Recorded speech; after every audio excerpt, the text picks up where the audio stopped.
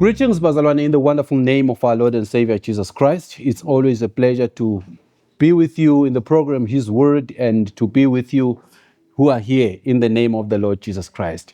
We thank God for this opportunity. Today, we are in the Psalter Sunday.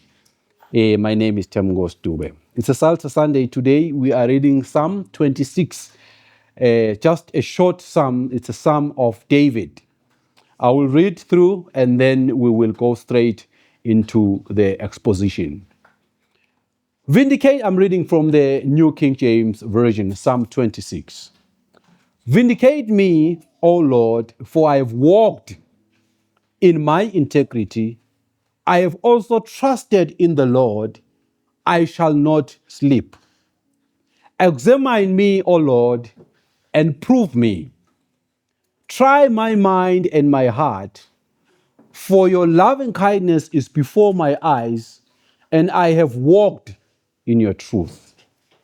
I have not sat with idolatrous mortals, nor will I go in with hypocrites.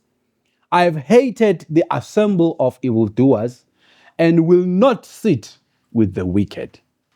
I will wash my hands in innocence. So I will go about your altar, O Lord, that I may proclaim with the voice of thanksgiving and tell of all your wondrous works.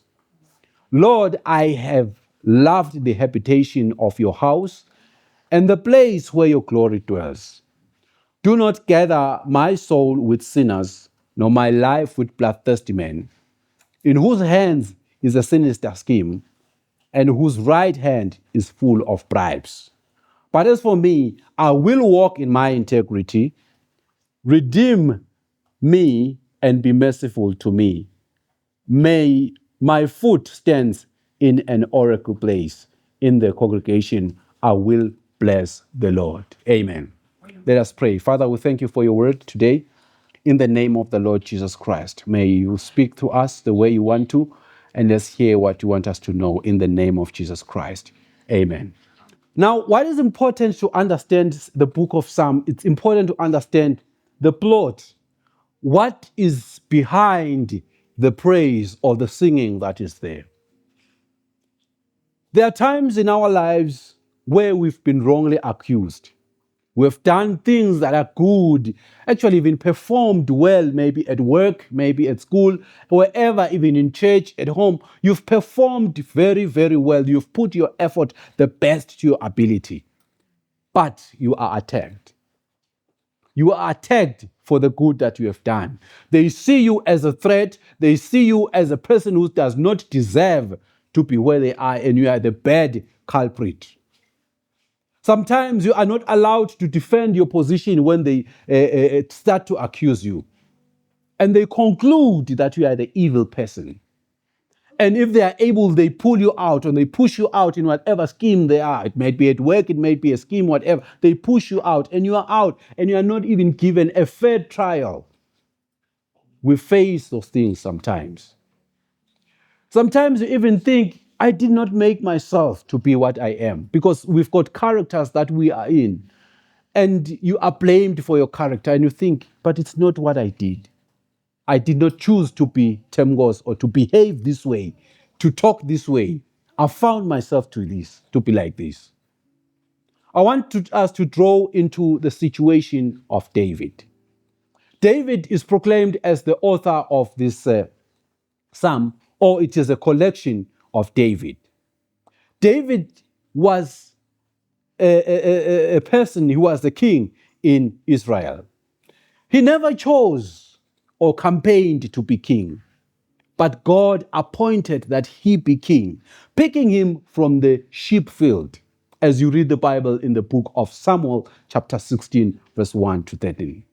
The Bible story tells of Jesse, who was his father. He was the one who was the father to David. Jesse was not even in the royal line. You just find his traces from Boaz from the book of Esther. He was just a rich man, but there is nothing royal to him. So he's just a rich man, just an ordinary person. But God chose David and made him king. He sent Samuel to pour oil to anoint David to be king. God had chosen David. It was not his choice. You see, you are what you are, it's not your choice. Just the basic one, you never chose to be born at this time of the year. At this time, maybe you've been born in 2010 or in 1210 or 0630 something, but God decided that you will be born around this time. God chose that you will be a lady, a female. It's not your choice. I don't remember anywhere making a choice that I want to be a male. I never chose the characteristics that I have, the behavior that I have, the way I make decisions, the way I interact, the way maybe I have a strong language, or I never chose. It was God's decisions that I will format him to be this. David had been chosen by God that he be king. It was not his choice.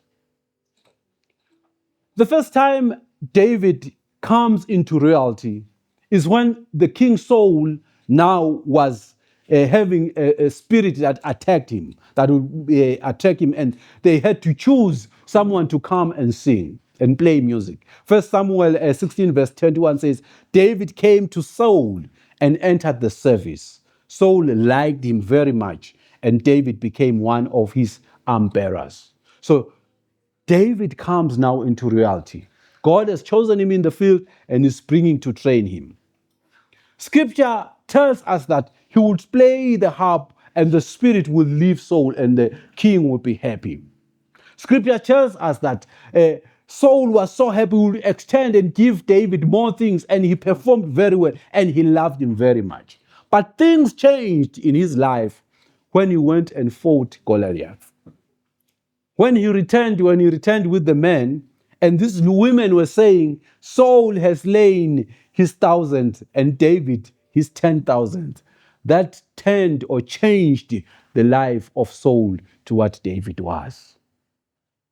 He started looking for ways to kill him, to destroy his life, and make him a nobody, because he saw he was a threat to the throne, or he was a threat to what he has, because now the people see him as one who has killed 10,000. At one point in time in the first book of Samuel, chapter 22, verse 6 to 23, you find Saul sitting with his men, saying to them with a stick, with a spear, and saying to them, you see, no one can provide what you have now. Look, you are earning a salary. You have families. You are this because I've provided. What can David do for you? And one of the men said, he has seen a man of God, Ahimelech, welcoming David and helping him. And they killed that man because he helped David. But David had never done anything wrong.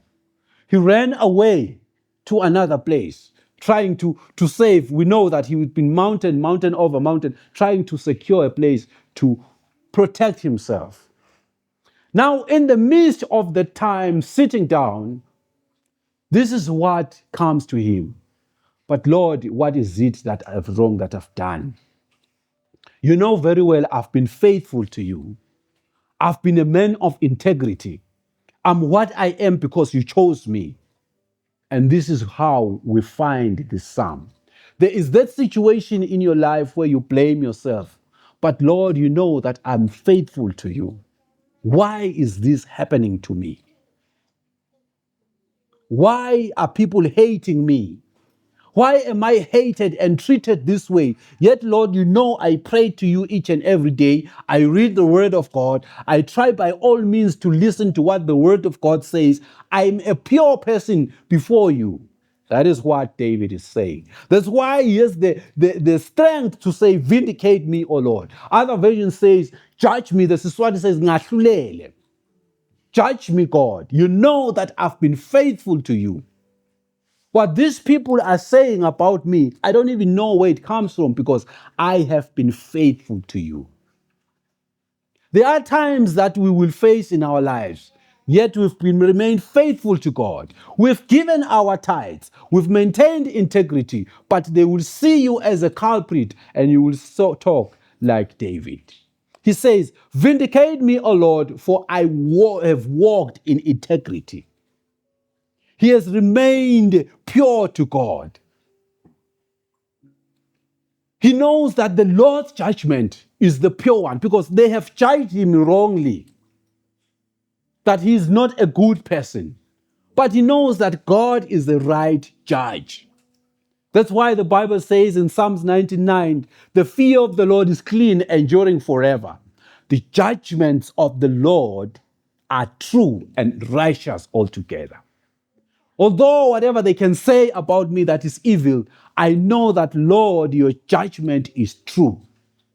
He knows that, Lord, I've lived a blameless life before you, which is a life of integrity. So as you face that, you sometimes come to that, but it's good to be like David and say, Lord, but you know I'm faithful and I'm true to you.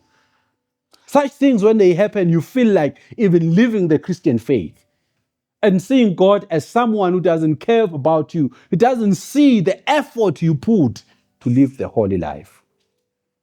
He even says to God, examine me. Some version says, prove me, O Lord, and try me, test my heart and my mind. He's confident that he has lived a life of purity before God, telling God that he is a pure person. For your loving kindness is before your eyes, and I have walked in your truth. I have not sat in with adulterous mortars. Maybe another version, I think is the NIV, it says, I do not sit with men of falsehood, nor do I console with hypocrites. When we talk about integrity, you don't be part of false men. David knew that he had lived a life of fear to the Lord, obeying the law of Moses, doing as the Bible, as the scroll or the scripture says. He has not been involved with people who are evil. He declares that his thoughts are pure and he's walking in truth, not participating even in worship of idols. Look at this man. He is working in royalty. He's working with people who are so much different, but he maintained his pureness of serving God.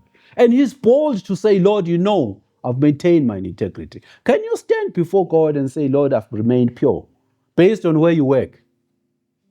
Haven't you done something that is bad, that has defiled you before God? We need people who can stand before God and say, Lord, I haven't participated in anything that is evil. So David's life has remained pure before God, but he's going through tough times. As a brethren, you will be attacked. I remember we read the Bible in the book of 2 Peter. I think it's chapter 1, verse 6. It talks about perseverance. Verse 6 or verse 8, it talks about perseverance. We have to add perseverance. When we're talking of perseverance, we're talking of going through and holding on even in times when there are attacks and there are trials, but you keep holding on. David is sure of his position, that God have maintained my integrity. Now in verse 5 to verse 7, he changes that. I wash my hands in innocence and go around your altar, O Lord, proclaiming thanksgiving aloud and telling all of your wondrous deeds.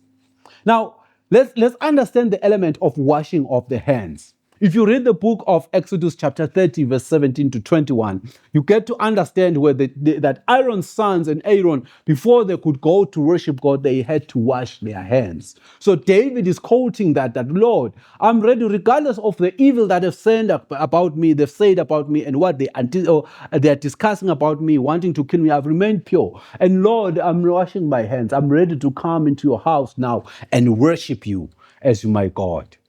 Amen.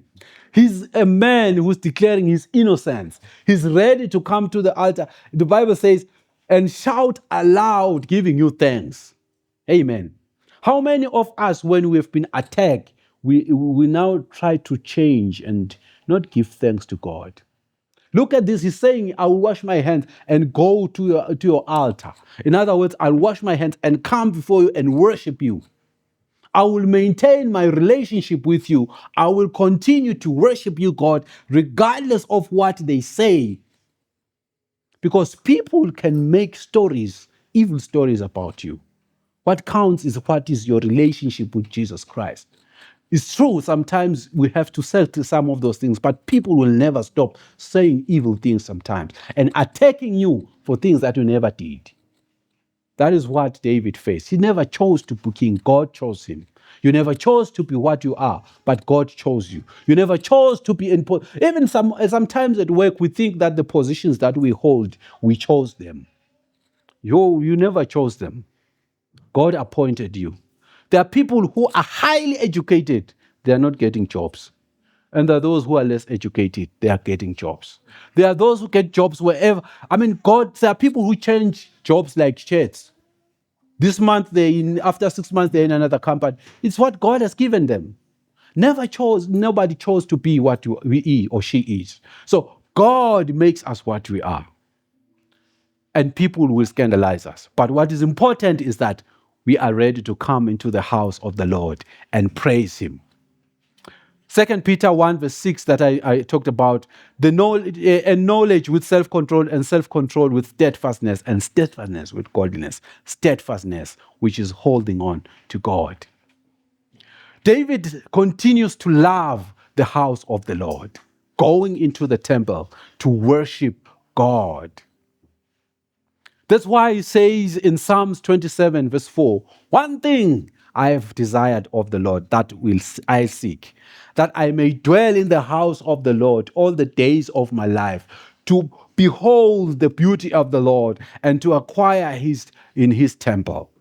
And he further says in Psalm 122 verse 1, I was glad when they said to me, let us go into the house of the Lord today. He maintained his relationship with God regardless of what people said to him.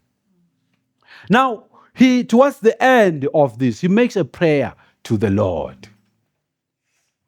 His prayer is that he be not be considered like sinners or the bloodthirsty people, and with the wicked ones and the schemes, because he has remained pure. Other versions say that he has not participated in bribes. Regardless of him living in a place where you can easily use the king's name in vain to get a bribe, he never did that, but maintained the pureness to the Lord. And he makes a vow to continue to walk in integrity. His prayer is that the Lord redeem him from what he's going through and that he be merciful to him. Amen. He stands, but he asserts that he will continue to rest in the hands of the Lord. He says, let me read in this one. He says, but he asserts that in God he has a safe resting place of his feet. The fact that he tells of this position of standing indicates his certainty in the Lord. He is like, I'm continue to be yours, God. And it's like he's answering that the vindication that he requested to God, or the judgment that he asked from the Lord, is going to make him pure. Is going to, he will not be found guilty because he has maintained his trueness. In other words, he's saying he's in the safe resting place in the presence of the Lord because he's clean. When he talks of his food, is the indication of his moral life, that it is pure before God. Do you remain pure before God? And he says, I will bless you. In the congregation, I will bless the Lord. He declares his commitment to continue to worship God, attend the festivals, and praise the living God, regardless of what the other people have done to him. As we come to a conclusion, oftentimes we are in these situations that David was facing, where we feel mistreated. And you think, no, Lord, I never chose to be this, but you made me to be this. I never chose, Lord, to be a woman, but you chose that I be a woman. I never chose, Lord, to be a leader of these people. I remember at some point in time, I was leading the youth in one church. And the old people will come and say to me, the young people, we're living a life that is not pure. You can go and check them. They are said there by Jola and they're there. And one thing that came to me was that, Lord, I'm praising you. I'm worshiping you. I never chose that I will be a leader of the young people. And these are not my children. But I have to continue to serve you. There are times where you face that, but what you have to do is to say, Lord, I will continue to praise you. I never chose to be this, but you chose me to be this, and I will maintain my integrity. God wants people who will stand for faith, people who will maintain virtue, people who will live a life that honors him, and who can boldly approach him and say, Lord, you know that I need you. So David was sure that he will continue to serve God regardless of what they were saying to him. And another thing that we should note is that David is not making noise or complaining about Saul to God, but he presents his case.